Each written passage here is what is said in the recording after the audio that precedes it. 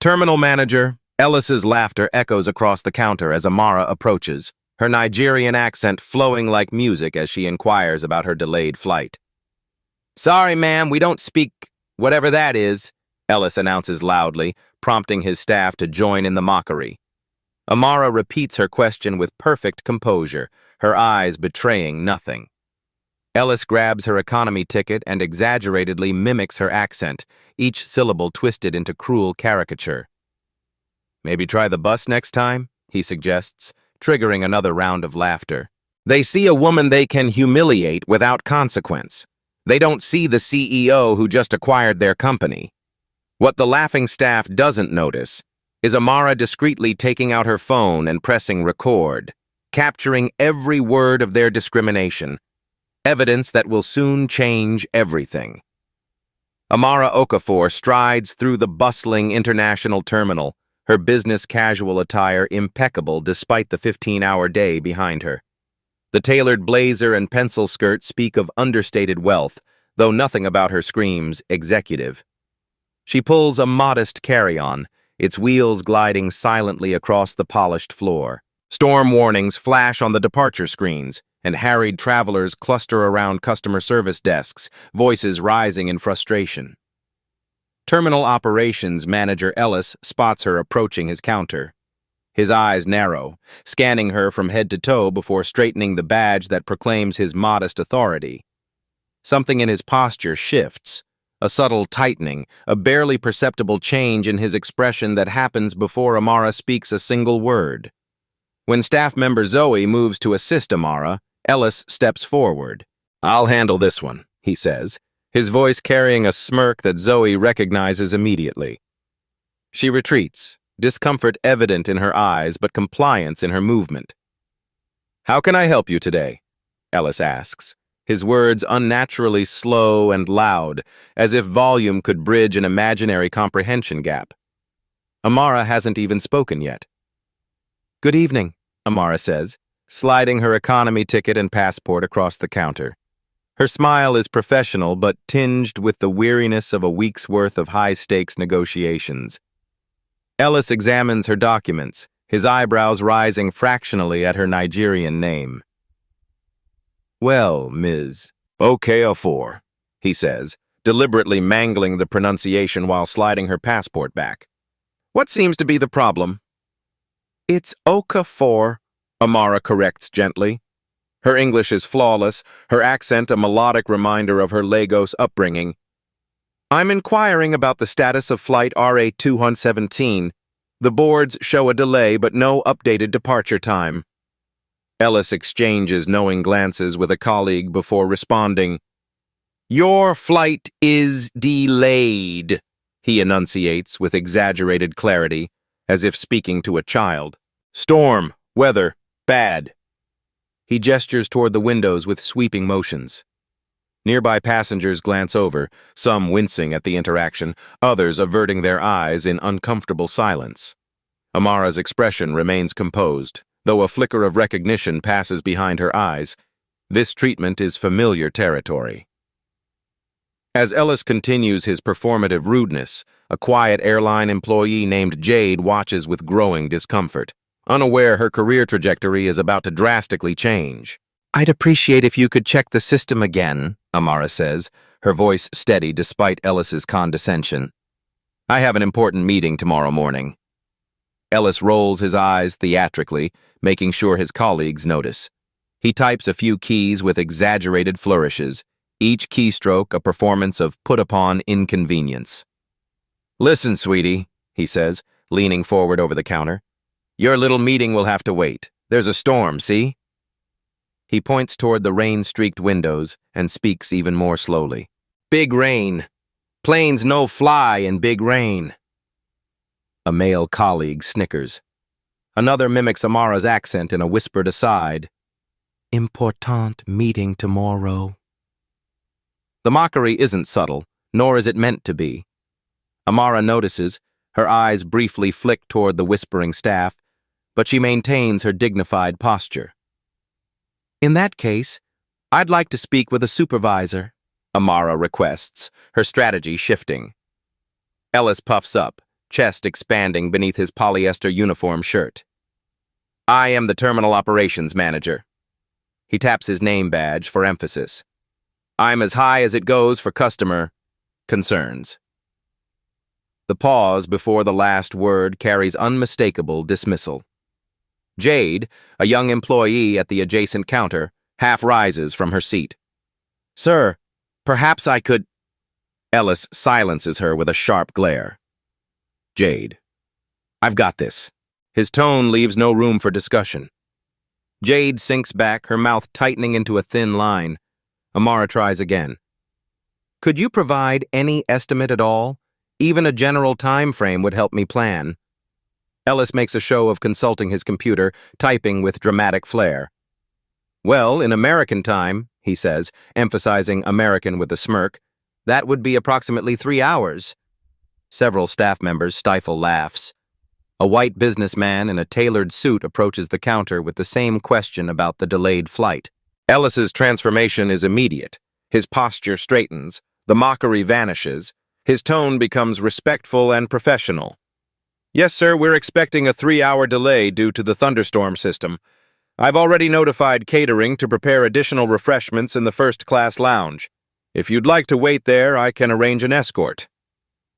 Amara observes this exchange silently, her expression betraying nothing while her eyes catalog every detail.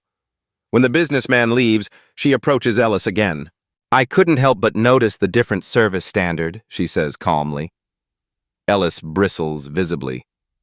Maybe if you could speak proper English, I could give you proper service. As the confrontation escalates, Amara's phone buzzes with a message. Acquisition complete. Obsidian Sky Travel now owns 51% of Regional Airways terminal operations. I need you to repeat that, Ellis says, leaning over the counter toward Amara. In English this time. Amara meets his gaze. I've been speaking English since I approached your counter. Ellis turns to his colleagues, playing to his audience. You hear that? She thinks that's English. He adopts an exaggerated accent, stretching his vowels and distorting his consonants in a grotesque caricature. This is you. This is how you sound to normal people. The laughter from his colleagues grows louder. A small crowd of travelers has gathered, watching the spectacle unfold. Some shift uncomfortably. Others observe with weary resignation, as if witnessing a sadly familiar scene. An elderly white woman tuts disapprovingly, but remains a spectator rather than an ally. Let me see that passport again, Ellis demands, holding out his hand with imperious expectation. Amara hands it over, her movements deliberate and controlled. Ellis makes a show of scrutinizing each page, holding it up to the light, flipping through it repeatedly, running his finger over the embossed Nigerian coat of arms as if testing for authenticity. How do we know this is even real? He questions loudly enough for nearby passengers to hear. He signals to a security guard who reluctantly approaches the counter. We've got a potential documentation issue here. Jade steps forward again, voice soft but determined. Sir, I can help this customer if you're busy with other matters. Ellis turns on her immediately. Stay in your lane, Jade. This is a security issue now. His tone contains a warning that makes Jade take a physical step backward, though the conflict in her eyes intensifies. The security guard, a middle-aged man whose discomfort is evident in his body language, clears his throat. Ma'am, I'll need you to step aside for additional verification. His eyes won't meet Amara's, focusing instead on a point just past her shoulder. As Amara is led to a glass-walled security room positioned in full view of the terminal concourse, Ellis addresses the line of waiting passengers with theatrical concern. This is why we have delays, folks. Extra screening takes time. Inside the security room, Amara is instructed to open her luggage. Through the transparent walls, Ellis watches, making exaggerated faces at each item she removes. Professional business attire, a leather portfolio containing presentation materials, a tablet in a sleek case. Throughout this public humiliation, Amara maintains her composure. but the camera of narrative zooms in, capturing microsecond flashes of her internal reality, the familiar sting of being othered, the calculated arithmetic of how to respond without fulfilling stereotypes about angry black women, the weighing of dignity against necessity. When finally allowed to return to the terminal, Ellis delivers one final barb. "Next time, book a flight back to where you came from instead." The comment crosses a line even for this crowd, drawing mutters of disapproval from several witnesses. Amara looks Ellis directly in the eyes for the first time. Her gaze is steady, unnervingly calm. "I'll remember this conversation, Mr. Ellis, every word of it." Something in her tone makes Ellis falter momentarily before he dismisses her with a wave of his hand. As Amara walks away, her phone lights up. "Emergency board meeting confirmed. All regional airways terminal executives summoned immediately." Amara finds a quiet corner of the terminal, partially obscured by a decorative planter. Only here, momentarily shielded from public view, does her composed facade crack. A single tear of frustration and anger escapes before she wipes it away with precise finality. This isn't her first encounter with discrimination, far from it, but the public humiliation stings with particular sharpness. She pulls out her phone, reviewing the recording she secretly made of the entire interaction. Ellis's mocking voice emerges from the device with damning clarity. "Maybe try the bus next time," followed by the unmistakable sound of collaborative laughter. Amara takes a deep breath, her shoulders squaring as she makes a decision. She places a call. "Theodore? It's Amara. Proceed with Phase 2 immediately." Her voice carries quiet authority, the Nigerian accent present but undiminished by any attempt to neutralize it. There's a pause on the line before Theodore responds, surprise evident in his tone. "That's 3 weeks ahead of schedule. Are you certain?" "Absolutely," Amara replies. "And add something to the agenda. Personnel changes." She explains the encounter in concise, factual terms. "Documented discrimination by a manager," Theodore responds, his tone shifting to cold professionalism. "This changes everything.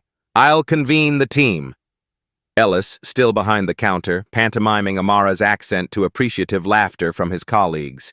"Can you believe these people fly international? They should stick to buses." Back to Amara, who makes a second call. "Maya, it's me. Contact the board members. Emergency session in 2 hours. Virtual attendance acceptable." She pauses, listening. "Yes, that's correct. And Maya, send the acquisition paperwork to legal. We're accelerating the integration timeline." Maya's voice carries a hint of excitement beneath its professional veneer. "Yes, Ms. Okafor. And may I say, Obsidian Sky Travel is about to make waves again." Amara allows herself a small, determined smile. They have no idea what's coming. She opens her modest carry-on, revealing an elegant hidden compartment containing a high-end laptop. She powers it on, the screen illuminating with the Obsidian Sky Travel logo, a stylized black jet against a gradient of midnight blue. The screen displays a confidential document. Regional Airways Acquisition. Integration Timeline. As harried travelers rush past, Amara sits with regal posture amid the airport chaos. In this moment, unseen by those who just mocked her, she transforms from humiliated passenger to commanding CEO. Her fingers move across the keyboard with decisive purpose, each keystroke cementing Ellis's fate. The storm outside intensifies, rain lashing against the terminal windows. It mirrors the gathering storm inside Amara, not the chaotic fury of unchecked emotion, but the organized power of righteous purpose channeled through corporate authority. "You didn't see me," she murmurs to herself, "because you weren't looking. But I see you clearly." As Amara works, an airport-wide announcement requests Terminal Operations Manager Ellis to report to administrative offices immediately, while his radio crackles with panicked messages from corporate headquarters. Ellis struts into the administrative offices, adjusting his tie with practiced confidence. The swagger in his step suggests he expects a routine meeting. perhaps a discussion about staffing or scheduling. Instead, he finds a room of grim-faced executives in tailored suits, several more joining via video conference on a large wall-mounted screen. "What's going on?" he asks, his confident demeanor faltering slightly as he scans the unfamiliar faces. A stern man in his 50s rises from his seat at the conference table. "Mr. Ellis, I'm Theodore Williams, Chief Legal Officer of Obsidian Sky Travel. Please, have a seat."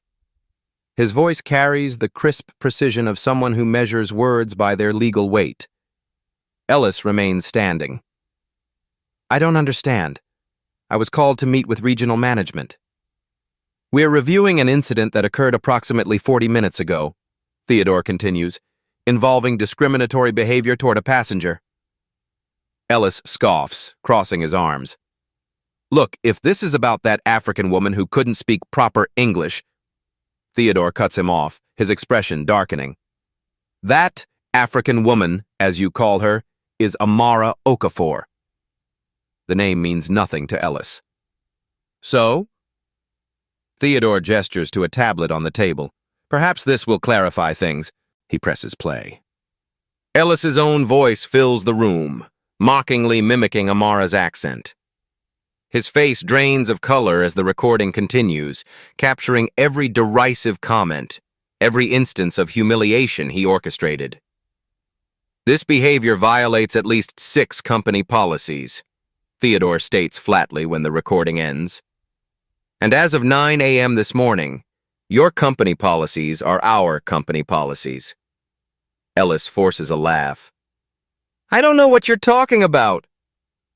Meanwhile, in a different office, Jade sits across from a kind but serious woman who introduces herself as the HR director for Obsidian Sky. "We understand you attempted to intervene in the discriminatory incident. We'd like to hear your perspective." Jade's hands twist nervously in her lap. "I tried to help, but..." Back in the conference room, Ellis has moved from confusion to defensive anger. "Look, that woman was being difficult. Anyone would have..." "Mr. Ellis," Theodore interrupts, his voice perfectly measured. "Effective immediately, you are suspended pending investigation. Please surrender your credentials." Ellis's face contorts with rage. "You can't do this! Who the hell do you people think you are?" Theodore's response is ice cold. "We're your new employers, and we have very different standards." As Ellis is escorted to clear out his desk, a large black luxury car pulls up outside the terminal, and airport security snaps to attention as if preparing for a VIP arrival. Ellis, trembling with rage, stuffs personal items into a cardboard box while a security officer watches impassively. Family photos, a World's Best Boss mug, a self-purchase, and a decade's worth of accumulated desk trinkets disappear into the container. He pulls out his cell phone, jabbing at the screen with unsteady fingers. "Frank, it's Ellis. You need to get down here now." Frank Thompson, Regional Airways Operations Director, sounds distracted and stressed. "Ellis, I can't talk right now. We're in an emergency executive meeting. These people are saying I'm suspended. Some company called Obsidian Sky? What the hell is going on?" Ellis's voice rises, drawing glances from passing employees. Frank's voice drops to a near whisper. "Ellis, listen carefully. Obsidian Sky Travel just became our parent company in a surprise acquisition. The CEO is on her way to the terminal now." "So what? Get these people off my back." "I was just doing my job with some difficult foreigner." A tense silence follows before Frank responds. "Ellis, you don't understand. The difficult foreigner you harassed? That was Amara Okafor. She's the CEO of Obsidian Sky." Ellis freezes, the phone nearly slipping from his grasp. The revelation lands like a physical blow, knocking the air from his lungs. The scene shifts to a private airport lounge where Amara enters with commanding presence. Board members from both companies rise as she walks in. The regional airways executives look nervous, tugging at collars and straightening ties. Obsidian Sky's team stands with the quiet confidence of people who've anticipated this moment. "Gentlemen, ladies," Amara addresses them, her accent unapologetically present. I've just experienced firsthand why Regional's customer satisfaction ratings are the lowest in the industry. She places her phone on the table and plays the recording. Regional executives wince visibly as Ellis's voice fills the room, each mocking syllable another nail in his professional coffin. This behavior is systemic, Amara continues when the recording ends. My experience today merely confirmed what our pre-acquisition research suggested. Regional's CEO, Peter Harrington, attempts damage control. Ms. Okafor, I assure you this isolated incident is not isolated, Amara finishes firmly. She gestures to Maya, who distributes tablets to everyone present. Your terminal operations have a documented history of discriminatory practices. Today simply provided me first-hand confirmation. The tablets display presentation slides showing meticulously gathered data, complaint patterns correlated with passengers' names, demographics, and countries of origin. The evidence is overwhelming and impossible to dismiss. Integration will proceed, Amara states, her tone brooking no argument. But with immediate leadership changes, beginning with terminal operations. As the meeting concludes, Ellis barges past security, heading straight for the boardroom, his face contorted with rage and panic. Unaware he's walking into a room filled with executives who've just reviewed his discriminatory behavior. Ellis bursts through the boardroom doors, chest heaving, tie askew. His eyes scan the room before locking on Amara. Recognition dawns on his face, followed by visible shock that transforms his features. You? He sputters, pointing an accusatory finger. You're the CEO? Amara regards him with the calm appraisal of someone studying an unexpected but not particularly interesting specimen. Mr. Ellis, I don't recall this meeting being on your schedule. The Regional Airways executives look mortified. Peter Harrington's complexion has taken on an unhealthy grayish tinge. Theodore steps forward to intercept Ellis, but Amara raises a hand to stop him. Actually, this is perfect timing, she says. Mr. Ellis, these executives just reviewed your performance from earlier today. Ellis attempts to backpedal, his previous anger morphing into desperate self-preservation. There's been a misunderstanding. I was following protocol for suspicious travelers. Suspicious? Amara repeats, one eyebrow arched in perfect counterpoint to her level tone. Please elaborate on what made me suspicious. Ellis stammers, each word digging him deeper. Your accent, your documentation, your manner. The room temperature seems to drop 10 degrees. Regional Airways CEO Peter Harrington puts his head in his hands, unable to watch the implosion. Amara turns to the executives around the table. Gentlemen, ladies, this is exactly the culture that will change under Obsidian Sky's leadership. Ellis, sensing his rapidly diminishing options, turns to his former bosses. You're going to let some foreign woman come in and— Enough! Harrington snaps, slamming his palm on the table with enough force to make water glasses jump. Ellis, you're terminated, effective immediately. Security appears at the doorway. They've been waiting just outside, anticipating this exact scenario. Two officers move to flank Ellis, not touching him, but making their presence unmistakable. As he's led toward the exit, Ellis twists back toward Amara. You set me up! You came in pretending to be nobody! Amara's response carries through the suddenly silent room with perfect clarity. I never pretended to be nobody, Mr. Ellis. You simply assumed I was nobody because of how I look and sound. That was your mistake, not mine. The doors close behind Ellis and his security escort. The room sits in uncomfortable silence, executives avoiding eye contact with one another, and especially with Amara. She turns back to the table, straightening papers that don't need straightening, a moment of composure rather than necessity. When she looks up, her expression is professionally neutral. Now, shall we continue discussing the future of this company? As the meeting resumes, Jade nervously waits outside the boardroom, clutching a folder containing years of documented discrimination incidents she's witnessed, but been afraid to report. Until now. Amara concludes the tense executive meeting with clear directives for immediate cultural reform across regional airways. The executives file out, some shell-shocked, others already calculating how to position themselves favorably in the new regime. As the room empties, Maya approaches her boss. "Ms. Okafor, there's an employee named Jade waiting outside. She says she has important information." Amara nods once. "Send her in." Jade enters tentatively, her knuckles white around the edges of a worn manila folder. Despite her evident nervousness, she meets Amara's gaze directly. Amara's expression softens. "You tried to help me earlier. Thank you for that." The simple acknowledgement relaxes some of the tension in Jade's shoulders. "What happened to you was wrong, Ms. Okafor. And..." She places the folder on the table with the care one might give a volatile substance. It wasn't an isolated incident. Amara opens the folder to find meticulously organized documentation. "I've been recording discriminatory incidents at this terminal for 3 years, Jade explains. Complaints dismissed, passengers profiled, staff who objected sidelined or scheduled for inconvenient shifts until they quit."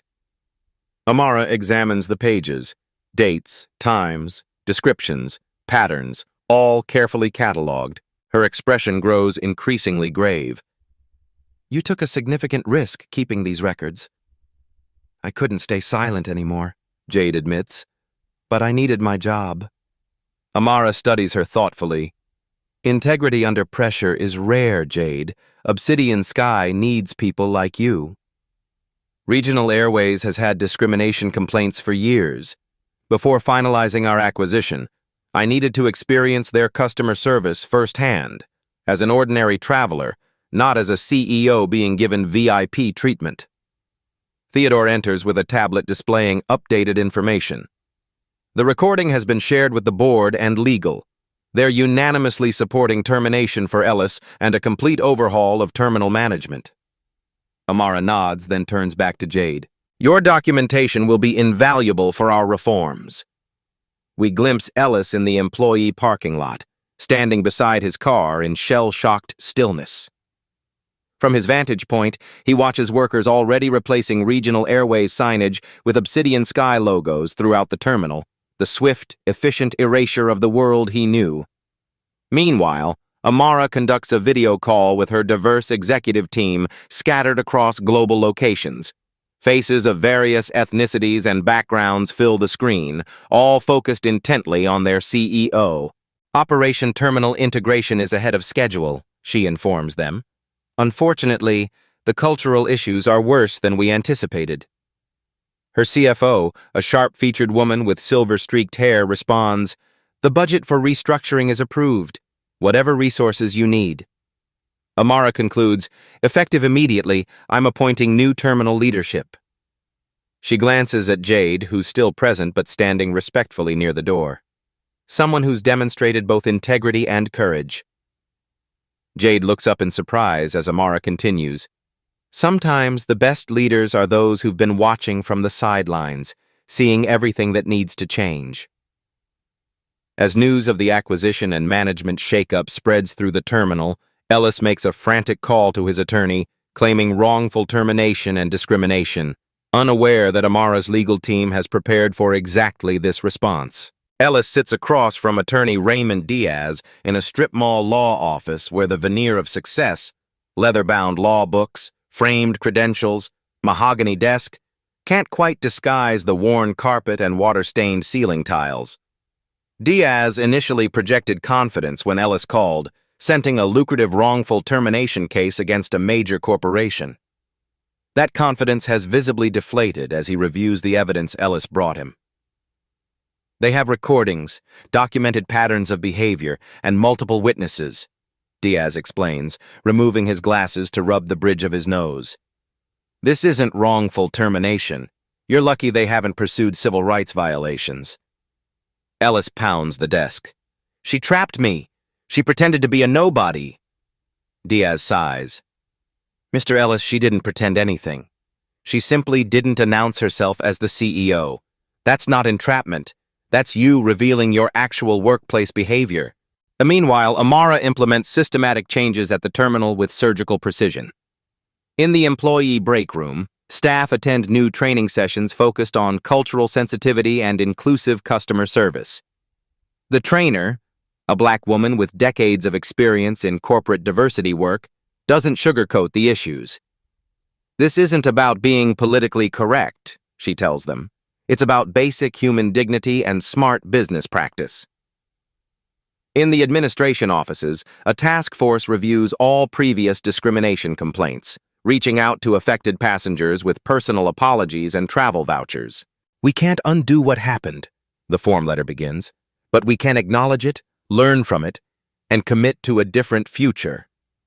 Jade, now assistant terminal manager, implements a digital feedback system where passengers can rate their experience and identify staff members who provided exceptional or problematic service. Her colleagues notice the transformation in her demeanor. The nervous employee who kept her head down has become a confident leader who looks everyone in the eye. Throughout the terminal, digital kiosks offer feedback mechanisms in multiple languages. Signs in diverse languages welcome travelers to an Obsidian Sky travel experience. Regional Airways executives struggle to adapt to Obsidian Sky's corporate culture.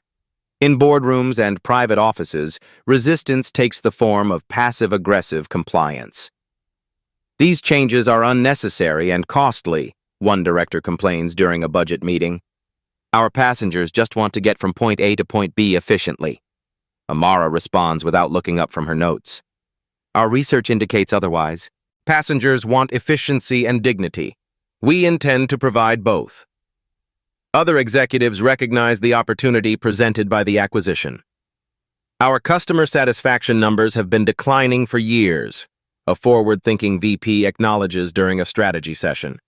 Maybe it's time to try something different. Peter Harrington, Regional's CEO, approaches Amara after a particularly tense integration meeting. The boardroom has emptied except for them. I owe you an apology, Ms. Okafor, he says, his expression somber. I knew we had issues, but I didn't realize the extent. Amara's response is measured. Acknowledgement is the first step. Action is what matters now. Ellis, meanwhile, attempts to rally support from former colleagues. He sends emails that go unanswered. He makes calls that go to voicemail. He posts vague complaints on social media about foreign takeovers and reverse discrimination. A few sympathize privately, but won't risk their jobs with public support. Obsidian Sky's legal team monitors these posts silently, adding them to an increasingly thick file. Jade flourishes in her new role. We see her implementing ideas she's had for years but couldn't execute, reorganizing security checkpoints to reduce bottlenecks, creating express lanes for elderly or disabled travelers, establishing prayer rooms and nursing stations for passengers with specific needs. The results manifest quickly. Travelers move through the terminal more efficiently. Customer complaints decrease. Staff who shared Ellis's biases quietly resign. Others embrace the new culture with relief. 3 weeks after the incident, Ellis files his wrongful termination lawsuit, claiming discrimination against him, defamation, and hostile work environment. Theodore reviews the filing with Amara in her temporary office overlooking the terminal floor. It's exactly what we expected, he says, unsurprised. Claiming discrimination against him, defamation, hostile work environment, the standard defensive playbook. Amara nods. And our response? Already prepared. Theodore hands her another document. Countersuit for creating a hostile environment for passengers, violating company policy, and damaging the company's reputation. Ellis receives Obsidian Sky's response while sitting in his attorney's office. Diaz's expression grows increasingly alarmed as he reads. They have your performance reviews showing multiple incidents, he tells Ellis.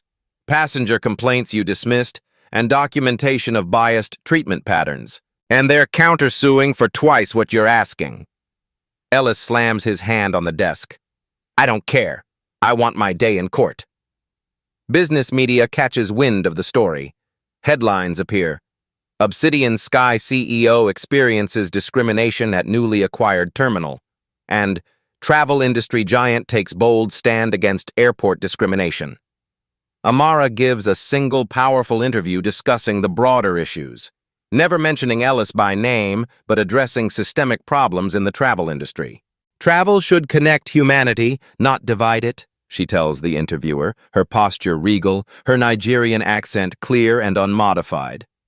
Every passenger deserves dignity, regardless of accent, appearance, or origin. The interview goes viral, prompting industry-wide conversations about discrimination in travel. Competitors scramble to review their own policies and practices, fearful of being the next target of public scrutiny. In a particularly telling moment, Amara is asked if her experience was perhaps an overreaction to normal customer service challenges. "When you've experienced discrimination consistently throughout your life," she responds with quiet intensity, "you develop a precise understanding of the difference between poor service and prejudice. One is random, the other is targeted. One is circumstantial, the other is systemic." The interviewer, initially skeptical, finds himself nodding in agreement. Back at the terminal, changes continue. Security procedures are standardized to ensure equal treatment. Customer service scripts are reviewed and updated. Staff receive bonuses based on passenger satisfaction scores rather than processing speed alone. Maya presents Amara with data from the first month under new management. Complaints down 62%, processing time improved 28%, staff retention up 40%. Amara nods. And Ellis? Still proceeding with his lawsuit, Maya confirms, though his attorney has reached out informally about possible settlement terms. "Let Theodore handle it," Amara decides. "Our focus is forward, not backward." On the eve of preliminary court proceedings, Ellis receives a thick envelope from Obsidian Sky's legal team containing testimonials from dozens of passengers and employees about his discriminatory behavior over years, and a final chance to withdraw his lawsuit. Ellis sits in Raymond Diaz's office, face ashen as they review the mountain of evidence Obsidian Sky has compiled. Page after page of testimonials form a damning collective portrait, not of isolated incidents, but of a consistent pattern spanning years. Former colleagues have provided statements about his behavior. Passengers from diverse backgrounds have come forward with similar experiences of humiliation. "They've been building this case for weeks," Diaz explains, unable to keep the reluctant admiration from his voice. "Ms. Okafor's personal experience was just the final piece." "So I'm supposed to just give up?" Ellis demands, desperation edging his voice. Diaz removes his glasses, pinching the bridge of his nose. "Mr. Ellis, proceeding means potential financial ruin. They're not just defending against your lawsuit, they're prepared to make an example of you." Ellis pounds his fist on the desk. "I won't let them win." The preliminary hearing takes place in a wood-paneled courtroom. Ellis sits rigidly beside Diaz, watching as Obsidian Sky's legal team, 3 impeccably dressed attorneys led by Theodore, arranges materials with practiced efficiency. The judge, a stern woman in her 60s, reviews the initial filings. "I understand both parties have submitted evidence for review before proceeding to trial." Theodore rises. "Yes, Your Honor. With the court's permission, we'd like to present a sampling of our evidence." What follows is a methodical dismantling of Ellis's case and character. The recording of Ellis mocking Amara's accent plays through the courtroom speakers. Jade's meticulous documentation illustrates years of overlooked complaints. Statistical analysis demonstrates patterns of discriminatory treatment correlated precisely with passengers' ethnic backgrounds. Ellis shrinks in his seat as his own voice echoes through the chamber, the mocking tone and derisive laughter impossible to explain away as misunderstanding or protocol. A parade of witnesses follows. A Nigerian professor whose credentials were questioned despite flying first class, a Kenyan diplomat subjected to additional screening while white colleagues passed through easily, a Ghanaian medical student asked repeatedly if her scholarship was legitimate. The pattern is undeniable, the evidence overwhelming. Ellis watches his attorney's confident posture dissolve into resigned acceptance of defeat. The judge reviews the materials, her expression growing increasingly stern. She looks up, addressing Ellis directly. "Mr. Ellis, based on the evidence presented, I'm inclined to dismiss your wrongful termination claim. Furthermore, I find significant merit in Obsidian Sky's countersuit. I strongly suggest you reconsider your position before proceeding to full trial." Outside the courtroom, Diaz delivers the final blow. "They're offering a settlement. You drop your case, they drop the countersuit. But there are conditions. The conditions are stringent. A public acknowledgement of wrongdoing, mandatory sensitivity training, and a 5-year exclusion from management positions in the travel industry." "This is extortion," Ellis hisses. "This is mercy," Diaz corrects him. "Take it." Ellis initially refuses, clinging to righteous indignation. But reality sinks in gradually over the following days. His reputation is in tatters. Former colleagues cross the street to avoid him. Job applications go unanswered once potential employers Google his name. The final nail comes when Ellis discovers his mother, a retired school teacher with uncompromising principles, has watched Amara's viral interview. "I raised you better than this," she tells him during a painful phone call. 2 weeks after the hearing, Ellis signs the settlement agreement in a conference room at Obsidian Sky's legal offices. Theodore observes silently as the pen scratches across paper. "Is she here?" Ellis asks bitterly, placing the pen down with excessive force. "I assumed she'd want to watch this." Theodore shakes his head. "Ms. Okafor isn't interested in your humiliation, Mr. Ellis. She's focused on changing systems, not punishing individuals. Your signature is merely a necessary formality in that larger mission." This realization, that he ultimately wasn't important enough for Amara to personally witness his downfall, is perhaps Ellis's most profound defeat. He's not even the villain in her story. He's merely a symptom of the problem she's solving. As Ellis leaves the legal offices, defeated, he passes a wall of monitors displaying news of Obsidian Sky's newest initiative, an industry-wide coalition against discrimination in travel, with several major airlines and terminal operators already signed on. 6 months later, the terminal operates under Obsidian Sky's management, transformed almost beyond recognition. Digital screens throughout the concourse display welcome messages in multiple languages. Staff wear pins indicating which languages they speak: Spanish, Mandarin, Arabic, Swahili, creating instant connection points with diverse travelers. Customer satisfaction ratings have soared from among the industry's worst to its highest. Jade, now fully established as Terminal Operations Manager, leads a morning briefing with her diverse team. Several members were previously sidelined under Ellis's management: a hijab-wearing customer service specialist, a Korean-American operations coordinator, a transgender security supervisor. All now occupy positions that utilize their talents rather than marginalizing them. "Remember," Jade tells her team, "we're not just moving people through a building, we're creating their first and last impression of this city." A news segment plays on terminal screens featuring Amara Okafor accepting an Industry Innovation Award for Obsidian Sky's Dignity in Travel initiative, a comprehensive program being adopted by competitors who initially scoffed at its unnecessary costs. "The true test of progress isn't how we treat those we perceive as important," Amara tells the audience of industry executives, her accent unmodified, her presence commanding, "but how we treat those we don't yet recognize as important." The camera pans across the audience, many looking thoughtful, some uncomfortable, all attentive. The travel industry landscape is shifting beneath their feet, and Amara Okafor is the seismic force behind it. Back at the terminal, we witness brief vignettes of the cultural shift.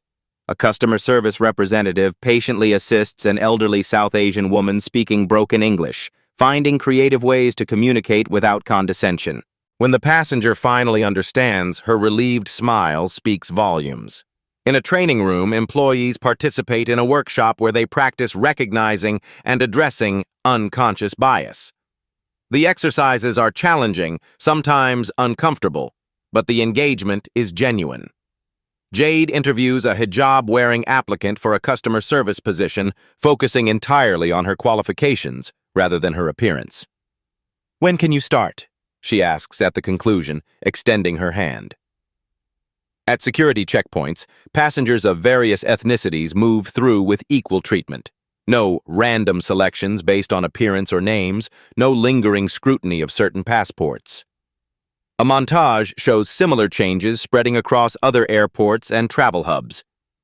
Obsidian Sky's influence expands like ripples in water, visible in updated signage, diverse staffing, and redesigned spaces that accommodate different cultural needs. In a sleek corporate boardroom, Amara meets with executives from competing travel companies who have joined her coalition.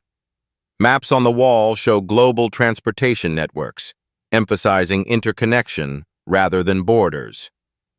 "What happened at regional airways wasn't unique," she tells them, "but our response can be.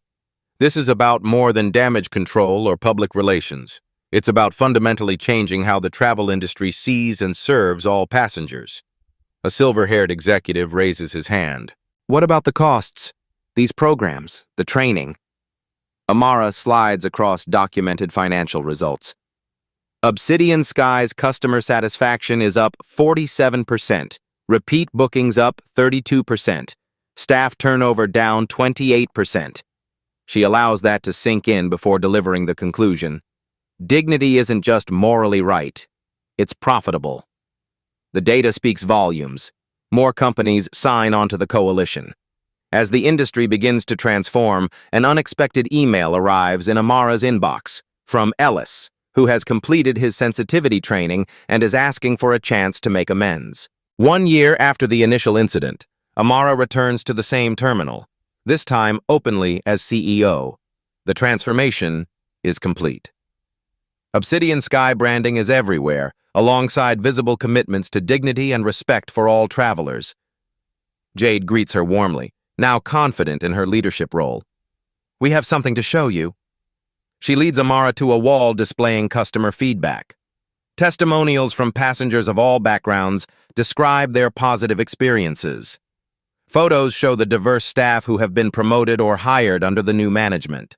"This is your legacy," Jade tells her. "Not just corporate success, but human dignity." Amara smiles, satisfied but not complacent. There's still work to do. They discuss ongoing challenges and future plans while walking through the terminal. Staff recognize Amara now, greeting her respectfully, not with fear, but with genuine appreciation. Amara pauses, noticing a familiar face. Ellis, not in management but working at a customer service desk. He's assisting an elderly Nigerian woman with patience and respect, no trace of his former condescension. Later, Amara and Ellis have a brief, private conversation. He's humbled, transformed by his experience. "I didn't understand the impact of my behavior," he admits. "The training, the therapy, it opened my eyes to biases I didn't even know I had." Amara neither condemns nor fully absolves him. Understanding is the beginning. Daily practice is the work. Ellis nods. "Thank you for giving me a chance to learn. Not everyone would have allowed me back, even in an entry-level position." "Everyone deserves the opportunity to grow," Amara responds, "including those who've made mistakes." As Amara prepares to leave, she observes the terminal in operation, a model of what travel could be when dignity is the foundation. In a final voiceover, Amara reflects, "Power isn't about having the ability to humiliate others. True power lies in creating systems where dignity is universal. My accent hasn't changed, my skin hasn't changed. What changed was creating an environment where difference isn't just tolerated but valued." The final shot shows Amara boarding a plane, exchanging warm greetings with the diverse flight crew. As she settles into her seat, she overhears a flight attendant with an accent similar to hers confidently addressing passengers. As Amara's story spreads across social media, The impact reaches far beyond the travel industry. Comments flood in from people sharing their own experiences of accent discrimination and workplace bias. "This happened to me last week at a bank," writes one viewer. "I left my job because of treatment like this," shares another. "I wish I had Amara's courage and resources," a third admits. The conversation expands, tackling deeper questions about power, dignity, and systemic change. Business schools incorporate the case study into their ethics curriculum. Diversity consultants reference the Obsidian Sky method as a gold standard for corporate cultural transformation. Amara becomes a reluctant icon, invited to speak at conferences, profiled in major magazines, approached for book deals. She accepts some opportunities and declines others, always redirecting attention to the broader issues rather than her personal experience.